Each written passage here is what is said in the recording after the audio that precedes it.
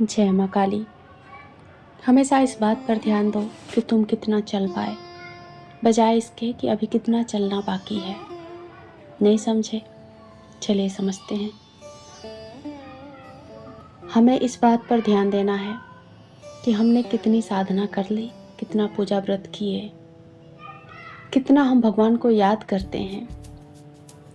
ये सब कुछ हमें ध्यान में रखना है, बजाय इसके कि हमें और कितनी साधना करनी पड़ेगी और कितना मंत्र जाप करना पड़ेगा, जिससे कि हमें भगवान का अनुभव प्राप्त होगा, हमें शक्ति मिलेगी। ये हमें नहीं सोचना है, हमें आगे की नहीं सोचना है। हमें अभी अभी जो हम कर रहे हैं, हम नाम जाप कर रहे हैं, हम मंत्र जाप कर रहे हैं, हम भगवान को कितना याद कर रहे हैं, इस बात को ध्यान रखना होगा। तब जाकर ईश्वर मिलेंगे, तब जाकर उनकी अनुभूति होगी। जीवन को समझना है तो जीवन सिर्फ खाने, रहने, सोने, उठने, बैठने इतना तक सीमित नहीं है। जीवन एक रहस्य है, और जो इस बात को समझता है, जो इस बात को जानना चाहता है, वही इस जीवन को समझ पाता है। क्योंकि हमारे अंदर ही एक पूरा ब्रह्मांड छिपा है। और कई बार हम परेशान हो जाते हैं, हमारे मन में एक भाव भी आता है कि अच्छे लोग हमेशा दुख क्यों पाते हैं। तो उसका यही कारण है कि हम अपने जीवन को एक समस्या समझते हैं। क्योंकि जीवन समस्या है ही नहीं, ये तो समझने के लिए है, ये सीखने के लिए है, एक पाठशाला की तरह है। और जब तक हम इसे समस्या समझेंगे तो समस्या बनी रहेगी। तो जीवन को समस्या ना समझें। आगे का जो समय है वो आपके लिए बेहतरीन होगा जब आप उसको समझने की कोशिश करेंगे। अब समझेंगे कैसे?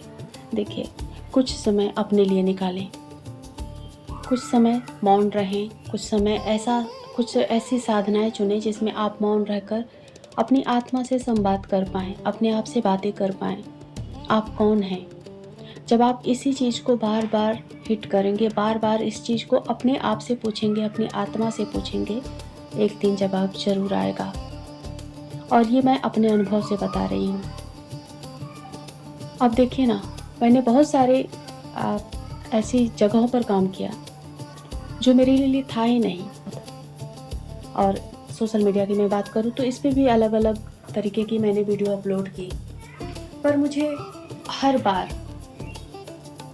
यहाँ पर आने की जो प्रेरणा मिलती थी वो कहीं और नहीं, मुझे बार बार इसी रास्ते पर ढकेला जाता था। जैसे मेरी माँ काली कह रही हूँ कि नहीं, तुम्हारे लिए और कोई रास्ता है ही नहीं, तुम्हारे लिए सिर्फ यही एक मार्ग है, इसी पर तुम्हें चलना है, चाहे सफलता मिले या ना मिले, बस हमें चलते रहना है। और मैंने यही किया।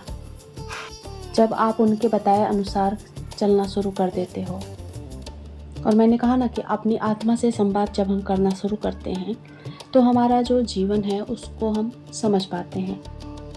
कई बार हमारे मन में आता है ना कि हमारा लक्ष्य क्या है, वो लक्ष्य को हम समझ पाते हैं। जब आपको एक ही दिशा में बार बार ढकेला जाए, बार बार वहीं पर लाकर पटक दिया जाए, तो आप समझो कि आपका यही लक्ष्य है, इसी की तरफ काम करना है।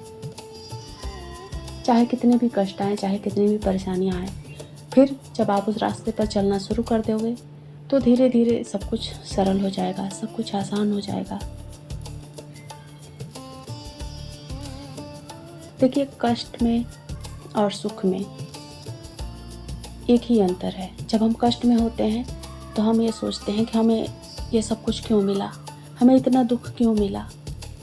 लेकिन जब हम वहीं सुख में होते हैं, हमारे अंदर कोई कष्ट नहीं है, हमारे परिवार में सब कुछ सही है, तब तो हम ये कभी शिकायत नहीं करते कि हमें इतना सुख क्यों है।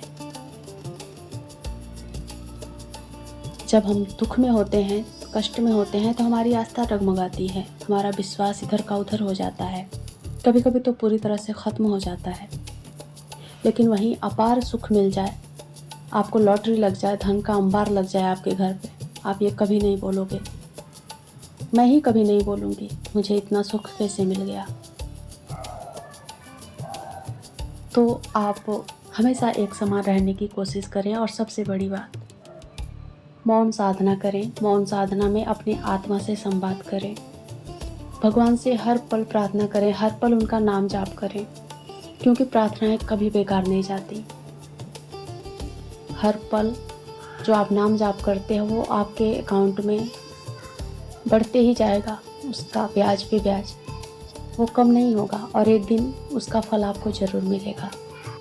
इस बात को ध्यान में रखते हुए जब आप ईश्वर के साथ जुड़े रहें, लोगों की सेवा करें। लोगों की सेवा में सबसे जो मुख्य पार्ट है वो अपने माँ बाप हैं। माँ की सेवा करो, बाप की सेवा करो। आजकल तो ये बहुत कम देखने को मिलता है कि कोई माँ बाप की सेवा करना चाहता हो। पर रामकृष्ण परमहंस का एक बहुत ही बेहतरीन संवाद है कि नर सेवा से ही नारायण को प्राप्त किया जा सकता है। जब तक आप नर सेवा नहीं करेंगे, नारायण आपको नहीं मिलेंगे।